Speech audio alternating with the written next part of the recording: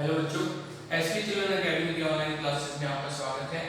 12th agriculture के अंदर हमारा टॉपिक जो चल रहा था वो था मृदा कोलॉइड, और आज हम मृदा कोलॉइड के गुणों के बारे में बात कर रहे हैं। देखिए, मृदा कोलॉइड के जो गुण हैं वो क्या क्या है। कल मैंने आपको जो कल का वीडियो था उसमें मैंने आपको बताया था कि कोलाइडी विलयन जो है उसके गुण क्या क्या होते हैं। तो मृदा कोलॉइड के अंदर जो गुण होंगे वो कोलाइडी विलयनों के जो गुण होंगे उनके साथ ही समानता दर्शाएंगे। अगर हम बात करें मृदा कोलॉइड की, तो इनका जो पहला गुण है वो है ससंजन और असंजन।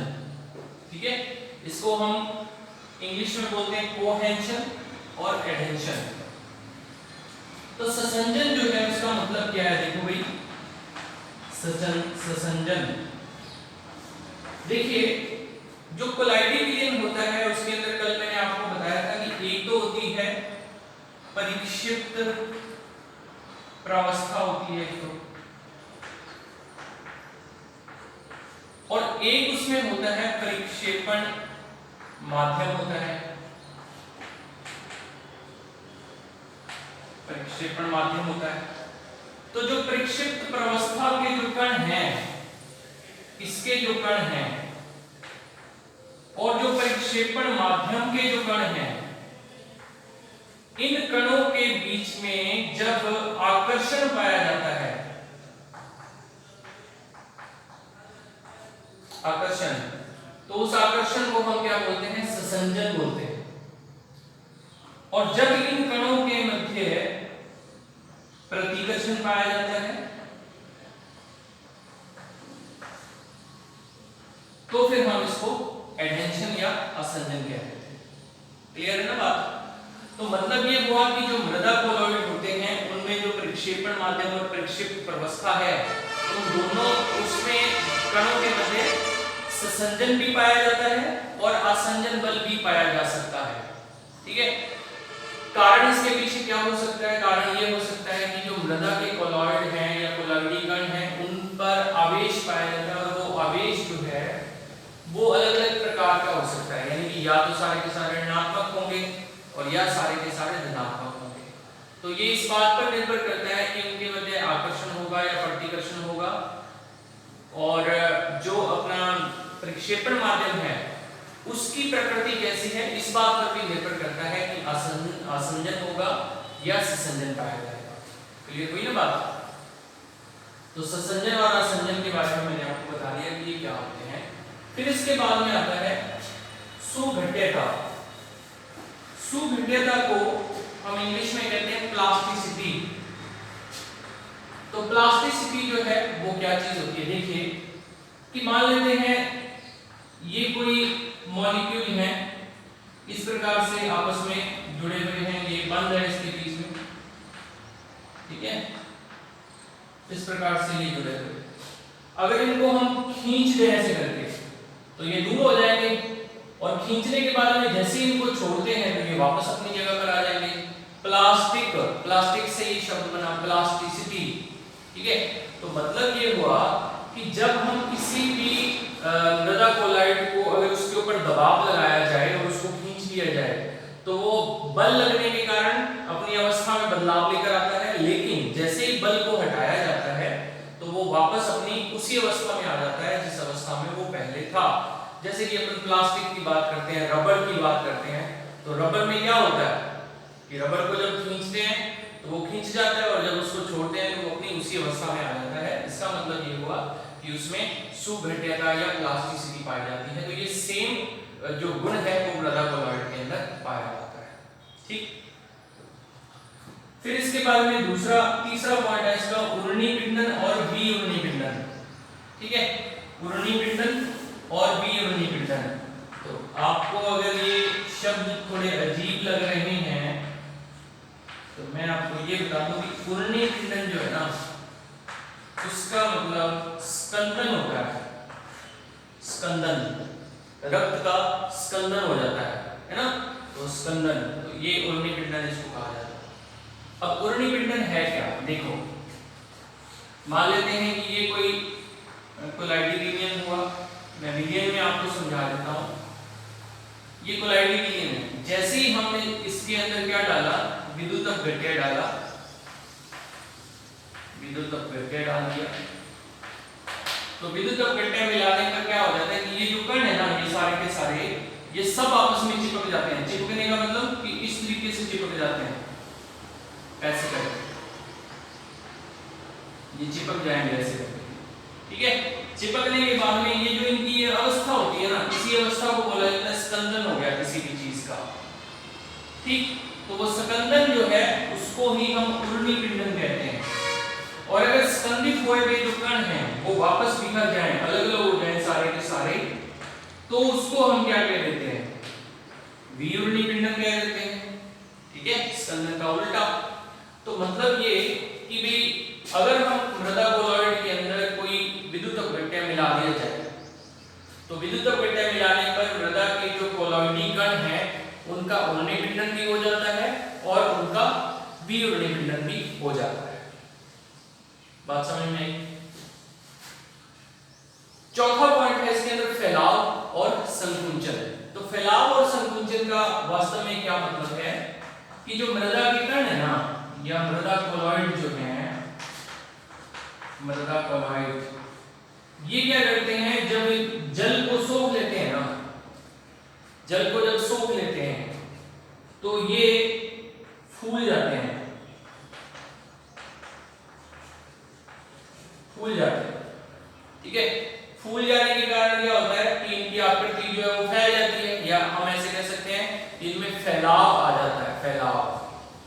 और जब इनमें क्या होता है कि ये वो जो पानी है उसमें से निकल जाता है तो वापस क्या हो जाते हैं, संकुचित हो जाते हैं या सिकुड़ जाते हैं, ठीक है भाई।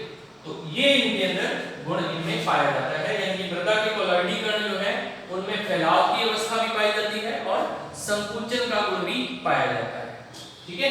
तो ये मृदा कोलॉइड के गुण हो गए हैं। सबसे पहला हो गया ससंजन और आसंजन, दूसरा हो गया सुगठ्यता, तीसरा हो गया उर्णी पिंडन या स्कंदन और वियुर्णी पिंडन, और चौथा हो गया फैलाव तथा संकुचन। तो ये सारे के सारे जो है वो गुण जो है वो इनमें पाए जाते हैं। अब इसके बाद में हम पढ़ेंगे मृदा कोलॉइड जो है उनके कितने प्रकार होते हैं, तो प्रकार के बारे में हम पढ़ेंगे।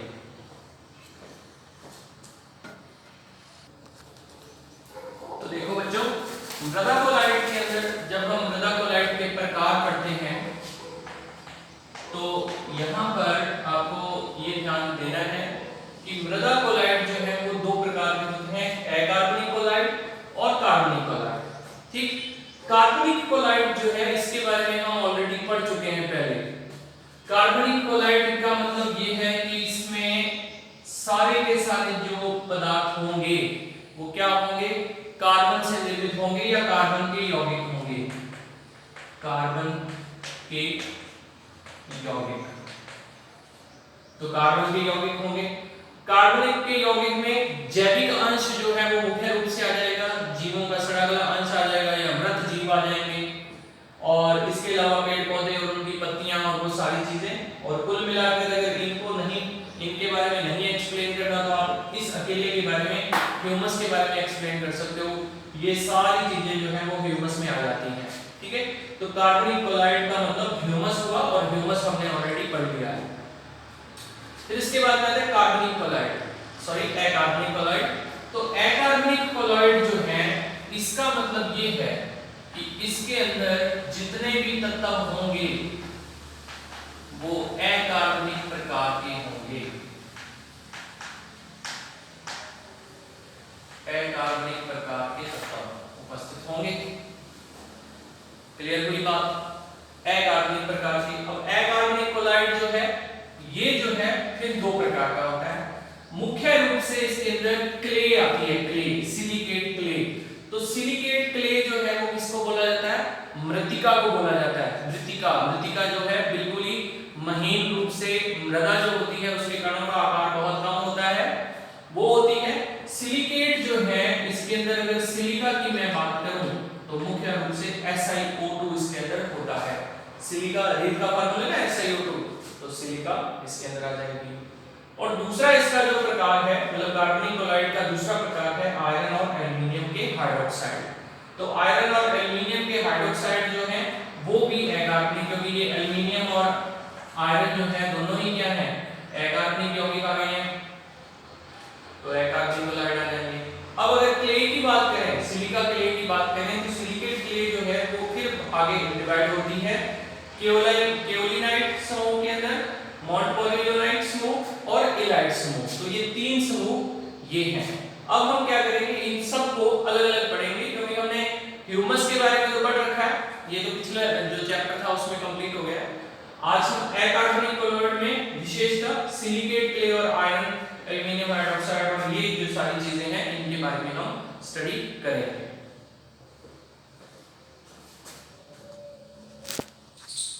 तो देखिए इसमें सिलिकेट क्ले जो है इसके अंदर इसके जो चार गुण हैं वो मैंने आपको यहाँ पर लिखे हैं।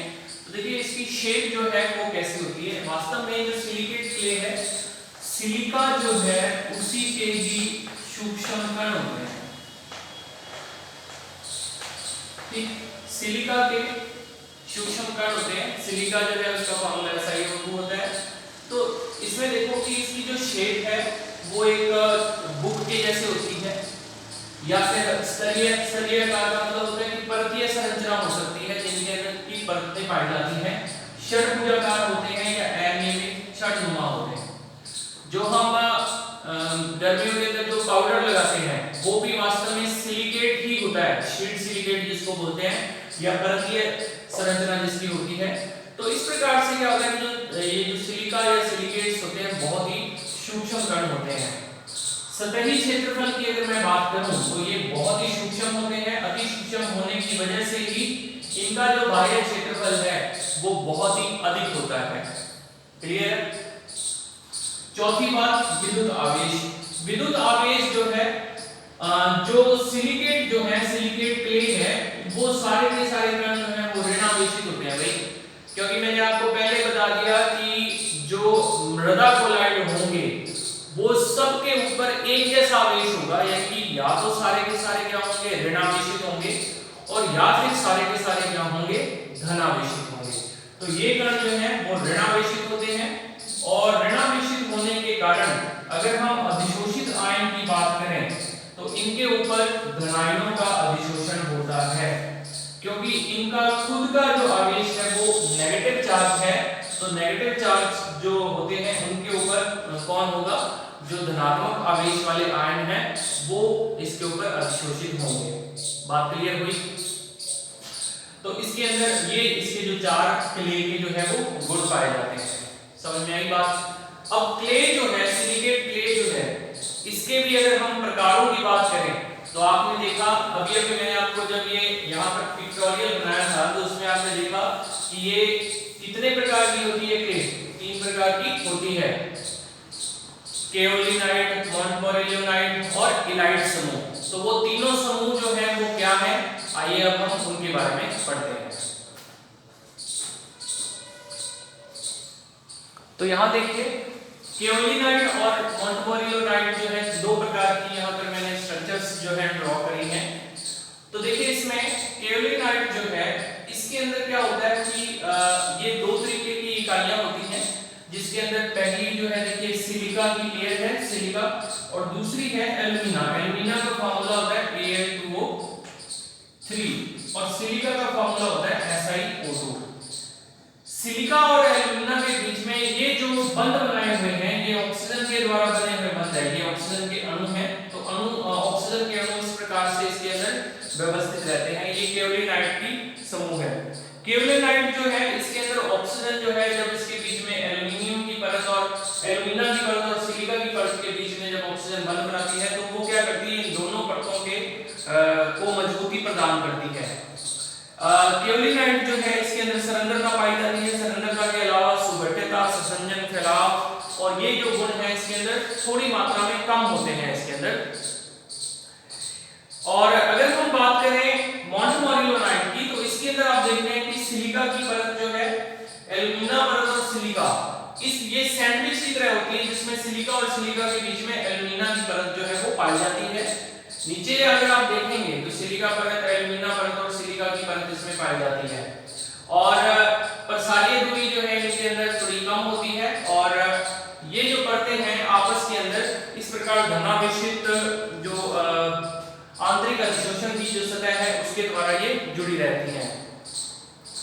इसके अलावा अगर मैं बात करूं तो ऑक्सीजन परमाणुओं के द्वारा ये जो लेयर है ये भी ऑक्सीजन के द्वारा ही जुड़ी रहती है, आपस के अंदर ऑक्सीजन के द्वारा ही जुड़ी रहती है। तो ये जो परतें हैं इस प्रकार से एक दूसरे के अंदर, और ये परतें ही मिलकर आगे जाके क्या करती हैं, क्ले सिलिकेट क्ले जो है उसकी संरचना का निर्माण करती हैं। जैसा कि मैंने अभी आपको बताया था कि जो मृतिका क्ले है या सिलिकेट क्ले जो है वो परतीय संरचना भी होती है इसकी, तो वो परतें जो है वो किस किस चीजों से मिलकर बनी होती है ये मैंने आपको इसके अंदर एक्सप्लेन कर दिया है। फिर इसके बाद में जो दूसरी स्ट्रक्चर है, जो तीसरा इसका भाग बच जाता है जिसको कि हम एलाइड समूह कहते हैं। तो एलाइड समूह की जो संरचना है वो भी बिल्कुल इसी ही प्रकार की होगी, लेकिन इसके अंदर देखिए थोड़ा सा उसके अंदर चेंज हो जाएगा कि नीचे की जो परत है वो सिलिका परत और एल्यूमिना परत और सिलिका परत की रहेगी, लेकिन जो ऊपर की परत है वो सिलिका परत, एल्यूमिना परत और ऊपर की ओर ही यहाँ पर एक एल्युमिनियम या एल्यूमिना की परत भी होती है। एल्यूमिना जो है वास्तव में एल्यूमिनियम का एक अयस्क होता है जिसका फार्मूला Al2O3, इसको ये मत सोच लेना कि ये एल्यूमिनियम होता है। एल्यूमिनियम का एक अयस्क होता है जो कि ऑक्साइड फॉर्म के अंदर होता है, तो इसमें ये ऑक्साइड की जो फॉर्म है वो भी इसमें एल्यूमिनियम के अंदर पाई जाती है। ठीक है भाई। फिर इसके बाद में अगर हम बात करें, ये तो संरचनाओं की बात हो गई है। संरचना के बाद में हम बात करते हैं कि जो उर्वरक हैं, मृतिका जो खनिज है उन खनिजों का इंपॉर्टेंस क्या है या उनका महत्व क्या है। तो महत्व की हम बात कर लेते हैं कि मृतिका खनिज जो है उनका महत्व क्या है। मृतिका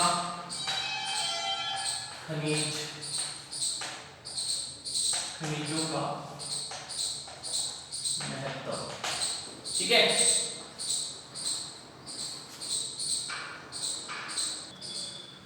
तो देखो इसमें मृतिका खनिजों का महत्व क्या है, ये शॉर्टकट में मैं आपको बता रहा हूँ कि इन खनिजों की वजह से मृदा जो है उसकी उर्वरता जो है वो बढ़ जाती है, फर्टिलिटी जो है वो बढ़ जाती है, क्योंकि मृदा के अंदर जो है वो बहुत सारी कार्बनिक और अकार्बनिक यौगिक पाए जाते हैं, ह्यूमस पाया जाता है, तो इसकी उर्वरता जो है वो मृदा खनिजों के कारण मृदा की बढ़ जाती है। फिर इसके बाद में है जल धारण क्षमता। जल धारण क्षमता का मतलब ये हुआ कि जैसे ही हम जल को मृदा में प्रवेश करवाते हैं तो जो जल है उसके साथ मृदा के कण जो है वो बंध बना लेते हैं, जिसकी वजह से क्या होता है, जल का ठहराव जो है उस मृदा में वो अधिक होता है। तो मृदा खनिजों की वजह से ही जल धारण की क्षमता जो है वो बढ़ जाती है मृदा की। फिर इसके बाद में अगर हम बात करें धनायन विनिमय क्षमता, तो अभी जैसे मैंने आपको बताया कि मृतिका खनिज जो होते हैं उनके ऊपर ऋणावेश होता है, तो ऋणावेश की वजह से क्या होता है कि वो उनमें ऐसी प्रवृत्ति पाई जाती है कि वो धनायन जो है या धनात्मक आवेश वाले जो आयन हैं उनको ग्रहण करने में सक्षम होते हैं, जिसकी वजह से क्या होता है कि धनायन विनिमय क्षमता जो है वो बहुत ही अधिक होती है। फिर उसके बाद में आता है पोषक तत्वों का अधिशोषण। अधिशोषण का मतलब होता है कि किसी भी पदार्थ को अपनी सतह के ऊपर संचित कर लेना। तो पोषक पदार्थों के अंदर अगर हम बात करें कैल्शियम, मैग्नीशियम, ठीक है, आयरन, एल्युमिनियम, कॉपर, ये सारे के सारे कौन से एलिमेंट आ गए, पोषक तत्व आ गए। तो पोषक तत्वों का अधिशोषण जो है वो भी मृदा की सतह के ऊपर आसानी से हो जाता है। ये ऐसा होता किस लिए है, क्योंकि उसके अंदर मृतिका क्ले या सिलिकेट क्ले जो है वो पाए जाते हैं। पोषक तत्वों के भंडारण में भी वृद्धि होती है, उसका कारण ये है क्योंकि मृदा के कणों के अंदर ऐसी क्षमता पाई जाती है कि वो अधिशोषण के द्वारा पोषक तत्वों का भंडारण जो है वो आसानी से कर लेती है, क्योंकि उसके अंदर जल धारण की भी क्षमता होती है। तो वो फिर क्या करते हैं कि ये जो मॉलिक्यूल्स हैं, जो पोषक तत्व हैं, इनको अपने पास ही रखते हैं, मतलब ये हुआ कि उनको भंडारण कर लेते हैं। बंधक प्रभाव जो है, बंधक प्रभाव का मतलब ये है कि इनके अंदर रासायनिक बंध बनाने की प्रवृत्ति पाई जाती है, जिस वजह से मृदा के जो कण हैं वो रासायनिक बंधों को की वजह से पोषक तत्वों का, रासायनिक पदार्थों का संचय कर लेते हैं, जिसकी वजह से ये बंधक प्रभाव उत्पन्न करते हैं। ठीक है भाई, तो ये आपका मृदा कोलोइड के बारे में जो है हमने पढ़ लिया। ये काफी सारी चीजें जो कि आज आपने पढ़ी हैं, तो इनको आप अपनी नोटबुक में नोट कर लेना। Thank you.